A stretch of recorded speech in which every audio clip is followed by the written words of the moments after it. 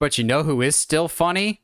Shawn Levy, also known as that guy that's quietly built a really, really steady resume of reliable work as a director. Not familiar with his work? I don't know, maybe about half the episodes of the first 2 seasons of Stranger Things, Night at the Museum, the greatest kids show of all time, the famous Chet Jackson, in which not only did he direct the show, but he played the director of the show on the Chet Jackson show within a show. It's so meta and brilliant. He most recently did Free Guy with Ryan Reynolds. He's going to be doing Deadpool 3 with Ryan Reynolds, but also some other Ryan Reynolds movie called The Adam Project is interesting to bring up to this conversation because The Adam Project had 1 or 2 Star Wars similarities. Well, I think Disney took notice. They're like, oh, in your movie, you gave a character a lightsaber. You've had your character use a lightsaber in 2 of your movies now. You want all of your character has lightsabers? We're trying to fix Star Wars. Can you give some of our characters lightsabers and fix our franchise? That's exactly what's happening because Shawn Levy is doing a Star Wars movie. Now, yeah, I would be excited. Until Deadpool 3 goes bad, and then Disney's like, or Kathleen Kennedy's like, oh, sorry, bad movie. Sorry, you're out. Bye. That is exactly why I can't get too excited for this. I love Shawn Levy. I think Real Steel is one of the most underappreciated movies of the past 15 years. I really love the first Real Steel. Well, first and only Real Steel, unfortunately. But supposedly Disney Plus is doing a show, I think. Allegedly. I would be excited for this. If Lucasfilm and Star Wars didn't have like a 50% completion percentage when it comes to directors of... I go lower than that, dog. Yeah, it's not something to be excited about, unfortunately, because like, who knows? Maybe Shawn Levy will fart too loudly, and Kathleen Kennedy would be like, "Nope, bye." Kathleen Kennedy is not Vince McMahon. Okay, sure. If you want to say that, buddy. Yeah, no, I mean, regardless, like, I think you and I are both hesitantly excited. Sean, whatever he brings to any project, I'm excited for. I don't think I've seen a movie of his that I didn't enjoy. So, and like, there's this, like, how do I say this?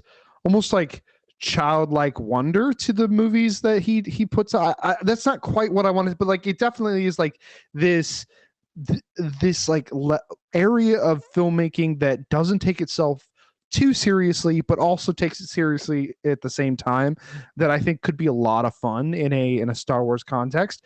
I think the big question in here is, what do you want him to do? What kind of story do you want him to tell? Something away from the original trilogy, for the love of God. The beautiful thing about Shawn Levy is he's kind of like when you want Spielberg, but you can't afford Spielberg, and you want more originality and less copywriting than J.J. Abrams. Because J.J. Abrams will just lift Spielberg verbatim and be like, I love Spielberg. You want to see how much I love Spielberg? Did you like Super 8? That was my love letter and my fanfic to Steven Spielberg. Whereas Shawn Levy, I feel like, has a little bit more of a director's identity of like, this is a Shawn Levy movie. Yes, he's clearly inspired by Spielberg, but at no point does it feel like he's ripping off Spielberg like JJ would. That being said, I still liked Force Awakens, and I think it's the best of the sequel trilogy by a wide margin. And if JJ came back to Star Wars and had more of a cohesive vision, I wouldn't hate that either. I don't want it in the original trilogy. Can we please, for the love of God, get away from the original trilogy? For someone that shot down the original trilogy showing up in the parks for Galaxy's Edge because they're so focused on the sequel trilogy, we keep going back to the original trilogy a lot for someone that says, we're not focused on the original trilogy anymore. Obi-Wan, Andor. I don't even want something post Return of the Jedi. I've been saying forever, set something before Phantom Menace, like hundreds, thousands of years before Phantom Menace. That way you have full, complete freedom, carte blanche, do whatever you want. I think that's what they were planning on doing with the Taika Waititi movie. And if that actually happens, great. But I think given how Thor Love and Thunder came out, we joke about it, but I fully expect Kathleen Kennedy to fire Taika Waititi. I don't think she should, but because she's done it in the past. She did it with Colin Trevorrow, firing him off of Star Wars 9 because of the Book of Henry. She fired Josh Trank because of Fan Four Stick and other stuff that happened on the set of that movie. You lost Lord Miller, and they were actually did 90% of that movie, but they still got fired for a lackluster job, supposedly. Then you get the world's safest director with Ron Howard. You lost Patty Jenkins. I don't believe you actually keep your talent, so I want to get excited for this. But I can't until the movie actually comes out, and even then I'm like, did you make like half of this and then some committee came in? Like, I don't even think a name like Taika Waititi is safe nowadays, and also his schedule is building up with so many other things. I'm just happy to see that Shawn Levy, a name that's been consistently doing work pretty below the radar for a while now, is suddenly like thrust into these major projects, whether it's Star Wars, whether it's Deadpool 3, which is shaping up to be a lot more significant than we thought it would be a few months ago. Like, Deadpool 3 might be the movie that actually branches together the multiverses and actually kind of starts making things a little bit more cohesive and make a lot more sense, if those Owen Wilson rumors make any sense or are true in any context. But I just want a good movie. I just want a good, coherent Star Wars movie that's actually a movie and not just a drawn-out TV show that should have been a movie. Looking at you, Obi-Wan. Yes, agreed. Should have been a film. Would have been better as a movie. I agree. I know we're getting High Republic allegedly, but like, give me before that. Give me old time.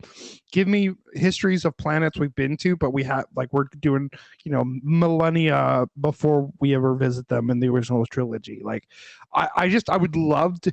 Can you imagine if we went back 2 or 3 millennia to when Tatooine was covered in water? Like, oh, that would be like such an interesting take. And like, there's just so much. There's so many stories you could tell without even pulling from the extended the non-canon universe. I would love to get something Revan related. I'd love to give something Darth Bane related. Would love to get something. You know what?